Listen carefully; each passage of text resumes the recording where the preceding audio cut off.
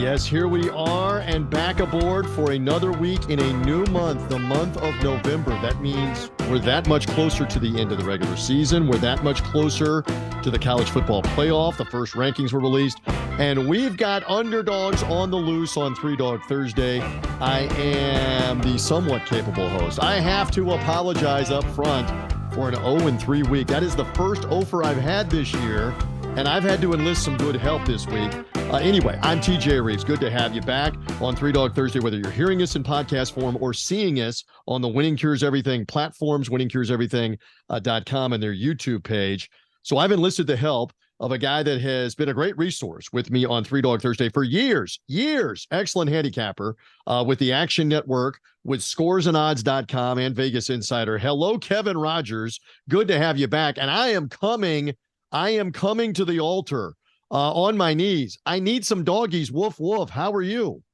I'm good. Sorry for the dark room I'm sitting in, but it's good to be back with you. And yeah, look, college football last week, I will say personally, got off to a good start, had UMass and UConn, which were good ones. I had faith in Cincinnati, but they stink. And Oklahoma State ran them last week. They've been really good of late, but yeah, it's been a decent season. I had a good run a few weeks ago, but kind of scaling back a little bit. But, it's been a fun season so far in college football. So now we're getting down the stretch. We love all the underdogs. And as I made mention here for the audience that's been with us on Winning Cures or in podcast form, only hearing us either way, until last week, I had been 7-3-2 the previous 4 weeks of the show. So a little correction, like they say with the stock market, a little market correction last week. I thought I was going to get home with Colorado State. You're going to talk about Air Force in a little bit. I thought I was going to get home with Colorado State and Air Force. They did not get the late touchdown and the cover. The Gators were nowhere near Georgia. I've gone at Georgia twice now,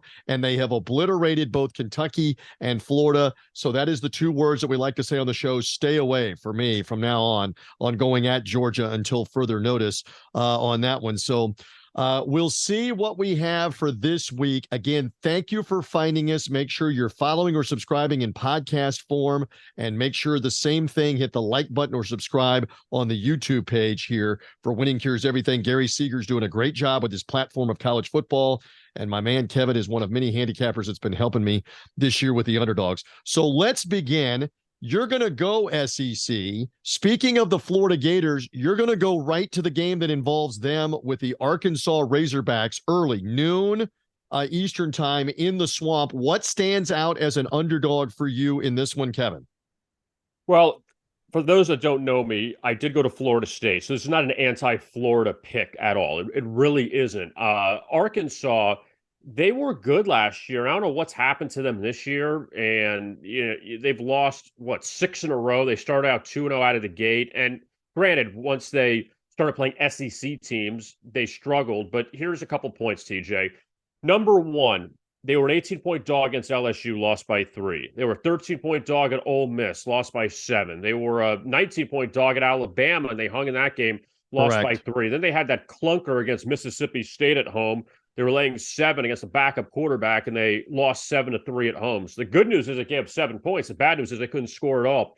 But they've been good in this role as a road underdog this year. So I do like that. And, when you look at some of those teams before Mississippi State, Alabama, Mississippi, LSU, even Texas A&M, who they played in Dallas, like that's a tough schedule. They're not playing South Carolina. They're not playing Vanderbilt. They're not playing schools like that. Welcome to the difference of the SEC West is your point. It is not the same as the SEC East. Absolutely. Yeah, so they've been drawing all these SEC West teams out of the gate. Now they get an SEC East team in Florida. And also, by the way, the Arkansas-Mississippi State game was 2 weeks ago, so they had a little bit of time in between. Florida's coming off this loss to Georgia. Georgia outclasses them, and that's fine.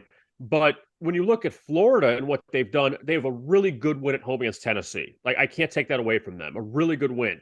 But also, they looked horrible against Utah. They looked horrible against Kentucky. They should have lost the South Carolina game. Vanderbilt they beat, but everybody beats Vanderbilt. So Florida just doesn't impress me that much in what they've done.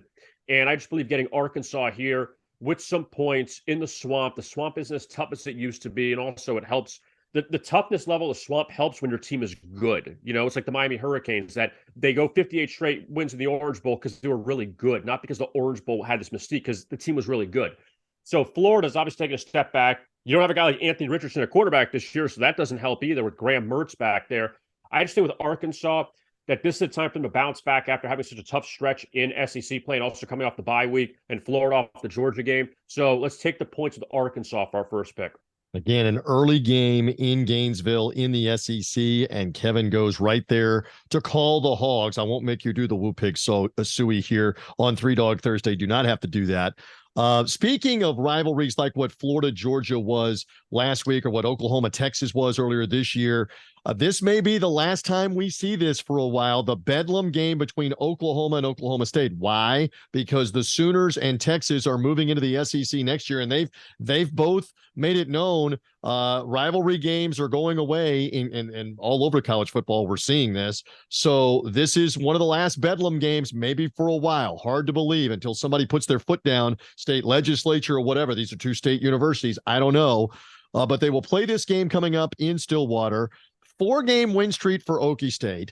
Okie State able to run the football. Give them a lot of credit for what they've been able to do. What is it? Ollie Gordon is the running back up over 1,000 yards, and he has been tremendous during this win streak. Oklahoma has escaped with a couple of wins, including the Texas win, including beating UCF at the very end of the game, having to hang on to do it. And then last week did not escape in the game in Lawrence where they were outplayed by the Kansas Jayhawks. Now I'm looking at the Cowboys getting 6 at home after a 4-game win streak in a rivalry game when they're out with venom coming out of their pores here in this one because they don't get their hands on the Sooners anymore in this one. Give me Oklahoma State and the point. Kevin, am I crazy to think that this line is maybe way too generous? It should maybe be like a pick 'em, I think, at best here, with Oklahoma having looked shaky, including a loss last week. Any quick thought on this at all? Really tough game just because, like you mentioned, they lose to Kansas and they should have lost to UCF the week before. Coming off that win over Texas, I mean, they could have lost the Texas game also. Right. So really, Oklahoma hasn't been sharp, but Oklahoma State's been very surprising of late. The reason I went with Cincinnati last week is because I thought, all right, this is a good time to get off Oklahoma State with Oklahoma on deck and a couple of good underdog wins that they had before that. But Oklahoma State's in better form right now than Oklahoma. I don't like the game either way. I can make a case for both teams. But, I mean, yeah, and like you said, the last Bedlam game potentially for a while, and Oklahoma State's basically saying to themselves, like, not Oklahoma's bailing on us in the Big 12 because the Big 12 is going to be fine without them, I think. But they're saying, all right, you're going to the SEC. You think you can do better there. This is our last shot at you. So we'll see. I mean, Gundy, he's had some decent they've been all right, I guess, over the years against Oklahoma. It's been kind of up and down, but tough game, though. Overall. He had a long stretch where they couldn't win, but in recent years, they've won a couple of times. He has no love for them. He actually won a huge game as a player, as a quarterback against Oklahoma many moons ago. So let's just see in the rivalry game one more time, 2:30 local time, 3:30 Eastern time for Oklahoma State and that matchup with Oklahoma. So that's doggy number 1 for me. Let's go back to you for an underdog on Three Dog Thursday. Kevin Rogers, what do you like here? I'm looking Service Academies, Commander-in-Chief's Trophy. I mentioned Air Force earlier in the show, unbeaten Air Force to 8-0. It is the first 8-0 start for them, I believe, since 1985. They won 13 games in a row at the end of the 84 and at the beginning and all the way through the middle part of the 1985 season. This is the longest streak since then. 8 straight wins for them to start this year. Yet you are looking at the Army Black Knights of the Hudson, the Cadets, and a lot of points. What appealed to you here for this one as an underdog? I don't know. I mean, honestly, it's just being crazy. Seriously. Well, a couple of things. First of all, I was on UMass last week because I said, how do you lay double digits with a team that just got shut out in the previous 2 games? LSU boat raced them and they lost to Troy 19-0. So they go 2 weeks without scoring a point. Then they're laying 10 against UMass. I thought that was ridiculous. UMass beat them last week. But when you look at this game, obviously, it's big for Army, and not big for Air Force too, but just big with the service academies. And when they play Navy at the end, they play Air Force. They're going to be up for this game. That number 1, Air Force has been really good against the spread, at least of late. They've covered 5 of 6, so you can't take that away. beating Navy, beating Colorado State in conference play, and this is like a home game almost for Air Force. The game's in Denver at the Broncos Stadium. I just look at this as you flip it from being a 10-point favorite, and granted, UMass is not one of the better teams in college football, but you're a 10-point favorite. You just lost again. That's now 5 straight losses. And now you're what? A 3-possession underdog against Air Force, who basically is just going to run the ball a lot like you will. Before the Troy game, they lost to BC by 3. They hung with Syracuse. I know Syracuse isn't great at all, but they hung in those games. They had a good win against Texas San Antonio, and I get their quarterback was banged up earlier in the season. They were laying 8.5 against Louisiana Monroe, which made no sense. So some of those games, they were a favorite. They lost outright, but now you're getting a bunch of points. And just to go over this, I know that with the portal, with everybody moving, that sometimes historical trends don't really mean a lot. Granted, a lot of guys aren't transferring to Army and Air Force in the portal. But last year, Air Force won by 6. Before that, Army won in overtime. Before that, Army won by 3. Before that, Air Force won by 4. Before that, Army won by 3. Basically, they're all close games. So it's just a ton of points, rivalry game. After Army has not played well, I think that they could hang around, just get a big play or two maybe, but it's a lot of points. It's too many points here. I got to take the points of the Army. And again, I've gone at Air Force a couple of times in those games you were mentioning, including with Colorado State last week. They were very impressive. The Navy game was a close, like 10-0 game into the fourth quarter. Air Force got a late touchdown to help them cover the number. Again, it's been a tremendous season for Troy Calhoun's team. They still are getting it done, running the triple option, et cetera. So let's see what it looks like. And fascinating that it is at the Broncos' former Mile High Stadium here for this matchup on Saturday afternoon. Kevin says, give me the points in that one. Kevin, stand by for a sec. You make a great mention that if you're trying to go to that game or any of the other big games, we mentioned the Bedlam game, Oklahoma State, Alabama, LSU. We're going to talk about USC and Washington at the Coliseum. If you're trying to go to any of these games and you're looking to get in, especially on the secondary market, do it with our friends through TicketSmarter and the TicketSmarter mobile app. They are sponsors here on Three Dog Thursday at the video show and the podcast. You've got great pricing, the most competitive pricing on the secondary market. Your purchase is safe and secure, and we've got a promo code. Use WCE for Winning Cures Everything. WCE10 takes $10 off of your order up to $100. Get $10 off there, WCE10. But if you're going to get some of the better seats at Bryant-Denny Stadium for Alabama LSU, what about at Death Valley for Clemson Notre Dame? Going to be a tough ticket, even though Clemson's been losing. This Bedlam game, Okie State against Oklahoma. If you're trying to get the better seats, you're going to probably pay $300-400 for the better seats. Use the promo code WCE20 on TicketSmarter. Take $20 off your $300 or more order. So you got a 2-tier savings, WCE10 or WCE20. Both will work. TicketSmarter mobile app. Again, the most competitive prices on the secondary market found on TicketSmarter. Go there now, download the app. It will take you no time to sign up and save.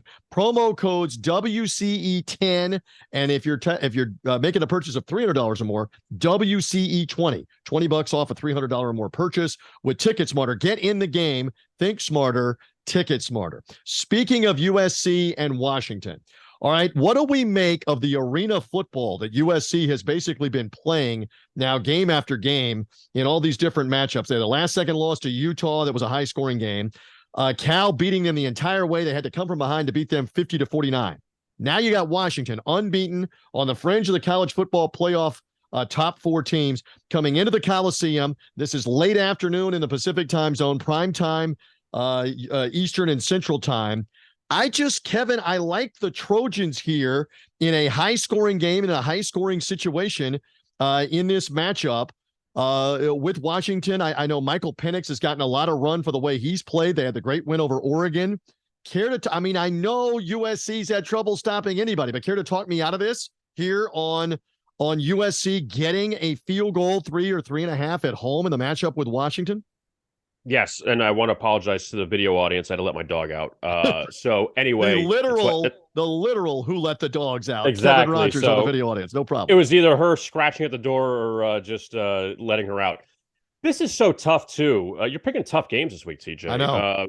Look, number one with Washington, obviously Michael Penix knows, and I learned a long time ago in radio, don't say someone knows something because they don't know it, but Michael Penix, I will say in this circumstance, Michael Penix knows if he wins this game and can outduel Caleb Williams, he will like lock up the Heisman. So it's so big to not only have Washington win this game against USC, but also for him to outduel Caleb Williams just because. And Caleb Williams, I'll his challenge you even on your Seminole. I don't know that he locks it up. He may be at the forefront, but I think Jordan Travis at Florida State has got a case, especially if they keep winning in the biggest games. I don't know that it's locked up this weekend. I get your point.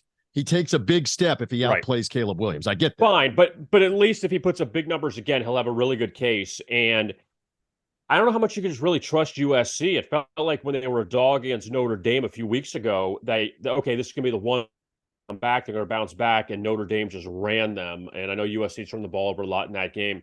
But my issue with Washington, too, is that Washington has snuck by the last few weeks against Stanford, against Arizona State after that Oregon win. And I mean, Oregon should have won that game.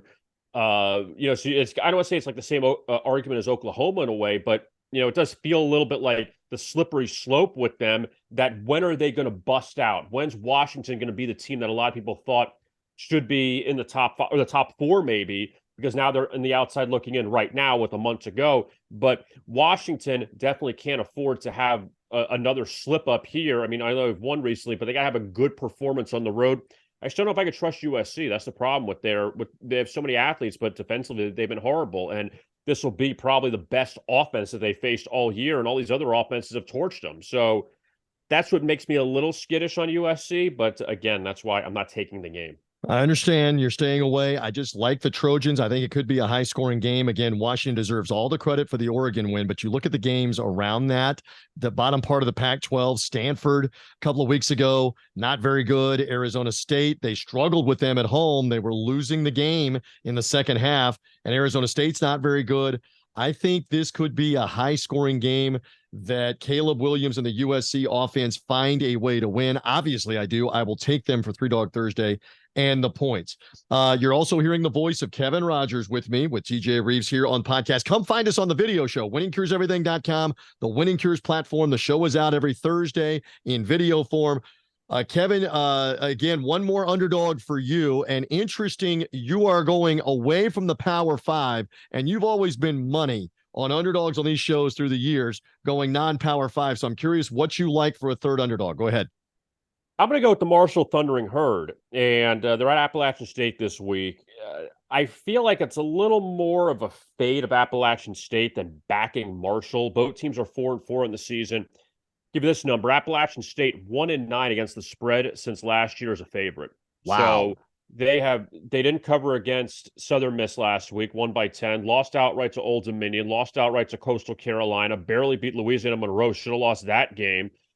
I mean, the best they played all year was that game against North Carolina. They lost in overtime. Like that one, they should have won. That's probably the best game they played all year. And I just can't trust this Appalachian State team laying points. When I look at Marshall, they just didn't play well from the get-go against Coastal Carolina last week. They lost 34-6. In fact, the last 2 weeks, they've scored 15 combined points. They scored 9 against James Madison, who was the best team in the Sun Belt that won't win the conference because of the silly NCAA rules. But Marshall, though, they're riding a 4-game losing streak.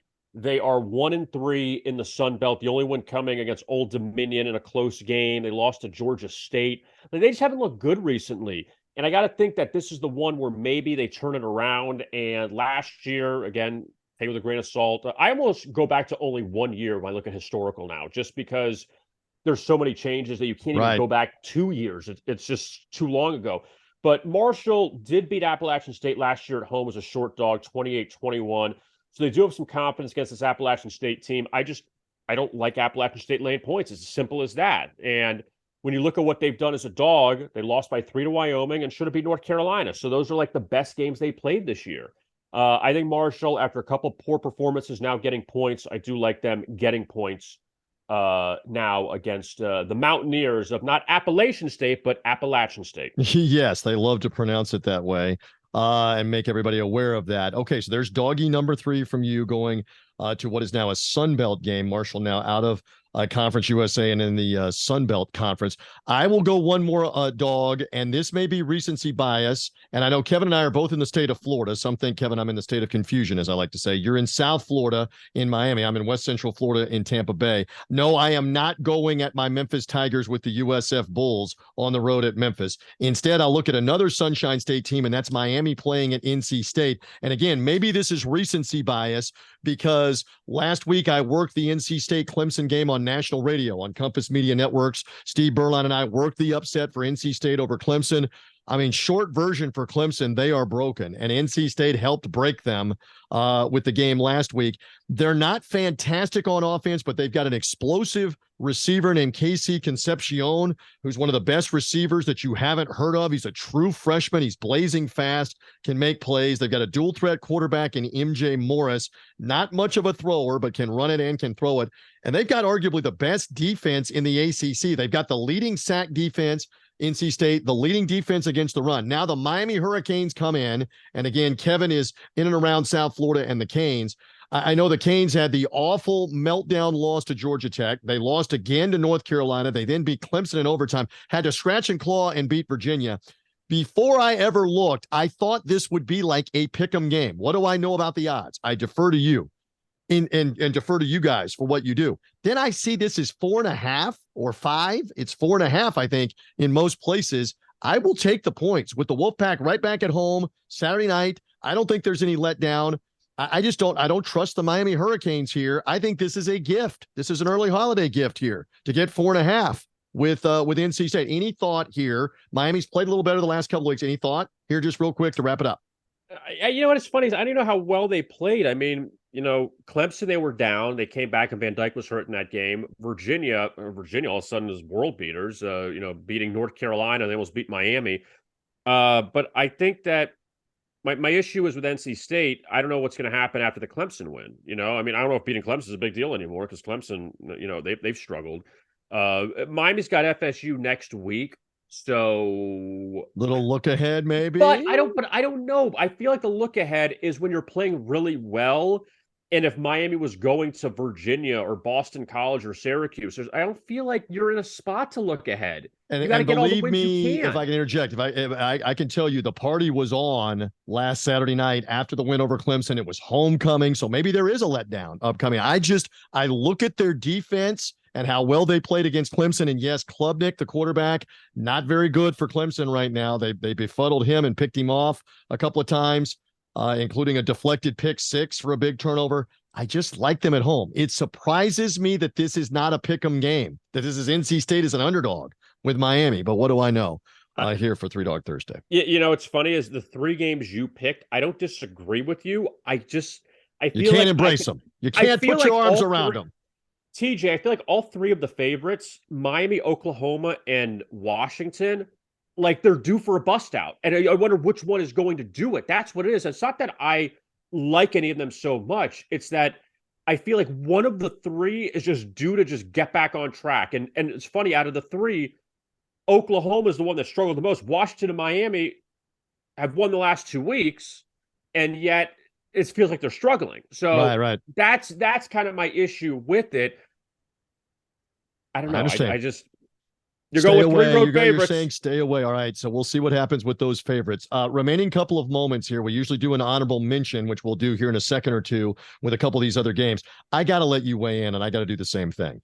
This Jim Harbaugh stuff with the Michigan football program and the sign stealing has gone next level, and then it's gone another level and another level, with the latest being that this analyst, Connor Stallions is his name, was allegedly on the sideline of Central Michigan in disguise. And I'm going to make you smile with the reference, a la Bobby Valentine getting thrown out of a New York Mets game and showing back up on the dugout, fake mustache, fake glasses in a t-shirt. This guy is standing among the Central Michigan Jim McElwain coaching staff, apparently stealing signs for the Michigan State game in Central Michigan stuff, in a Central Michigan hat, apparently with a fake mustache and glasses. This is a bad Saturday Night Live sketch, Kevin. Can it get any weirder, more bizarre, and any crazier? And will anything be done to Michigan before the end of this year? Your takes, real quick. All right, really quick. I don't know why you're stealing signs from Michigan State when they're awful. Like you could just show up and beat them. Like they've had so many problems. Like why didn't you steal signs from Michigan True. State? Like you're just like you're just like beating up the dork. That's what you are. Like Michigan has had such a weak schedule this year. Who are you stealing signs Right. from? Like come on. I don't understand that at all. But I think how it all ends, no matter what, national championship or not, Jim Harbaugh's gone. I feel like the Raiders job now with it being open. Who knows if the Bears job is open Yep. next year? He played for the Bears. I don't know. I think if the NFL another shot, I think he did what he could do at Michigan.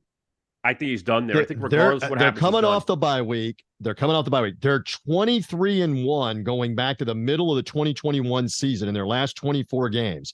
And it ain't coincidental that that's when these shenanigans began with all the sign stealing and matching it up to game film and this analyst standing right there beside him. But this stuff is beyond bizarre that he could sneak on the sideline of Central Michigan. And how do the other staffers and coaches not realize this is not one of us? Who is this guy? I mean, after the Tuesday night Central Michigan game, Jim McElwain, the coach, was asked about this, and he basically came clean that we don't know who that is, but it's not one of our staff people, and we're trying to verify if it is this guy, Connor Stallions. How did he get on their sideline, Kevin? It is almost like something out of a bad B movie about sports.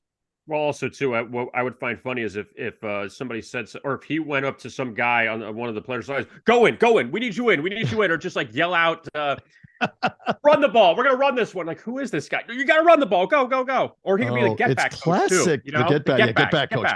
Get back with whatever he's doing while he's stealing the signs. It's crazy. Two more moments here on the honorable mention. LSU is an underdog at Alabama. I worked the game 2 years ago, national radio, Compass Media Networks. That was the end of Ed Orgeron, who knew he was getting fired. They were a 3-touchdown underdog and led the entire second half of that game. Any thought on this? Alabama at home, huge game for both for the college football playoff. Another loss for either of them basically knocks them out of the playoff. Any thought, Kevin, not necessarily for an underdog, but any thought on that game? You know, whenever Nick Saban is facing LSU, I always feel like there's a little extra juice there just because he was there for a while and he left on his own volition to go to the NFL. But like even LSU and what they've done, like FSU ran them in week 1. Since then, like I don't know how they lost the Ole Miss game. You know, I know it was a back and forth wacky game. I don't know how they lost that. Like they really, LSU would be like in control to potentially win the SEC West if they could have gotten that game. But right. I got to give Nick Saban credit because it seemed like Alabama, not that they were dead in the water, but losing that Texas game, like, okay, maybe they're not as good. The USF game, I know there's bad weather in that one. But since then, they've just found ways. They came back against Tennessee. They held off Arkansas. They won at Texas A&M. Like they're finding ways to win, which you don't see normally with Alabama. It's just they just blow you out. But I mean, look, laying 3, I mean, it tells you a lot about how far LSU has come because a lot of these spreads in the past have been much higher. I feel like this is a game, just sit back and watch it. And it's revenge for the Alabama narrow loss on the last play of the game virtually to LSU. And I misspoke. LSU already does have the 2 losses. It's Alabama that's on the high wire. Another loss for them, like the Texas loss, knocks them out of the college football playoff. We'll see what happens in that one. And we gave you a lot of other interesting, juicy games on this latest Saturday, this 10th Saturday of college football. Let's go over it one more time by means of recap. Kevin is on Arkansas, Army, and Marshall for his 3 underdogs. Interesting, going with the Razorbacks who've struggled for the reasons that he gave, and going at an Air Force team that's 8-0. I've gone at them unsuccessfully a couple times. Kevin will go at them here in the Commander-in-Chief's game. I'll go with 3 interesting home underdogs, those being Oklahoma State, the final Bedlam game for a while with Oklahoma, USC, and Washington. Give me the Trojans at home as a home doggy, and the same with NC State as a Saturday night home doggy with Miami. With that, we are pretty well done. Kevin, we want them to catch you on the Action Network as well as scoresandodds.com and Vegas Insider for all your writing, your insight, your handicapping.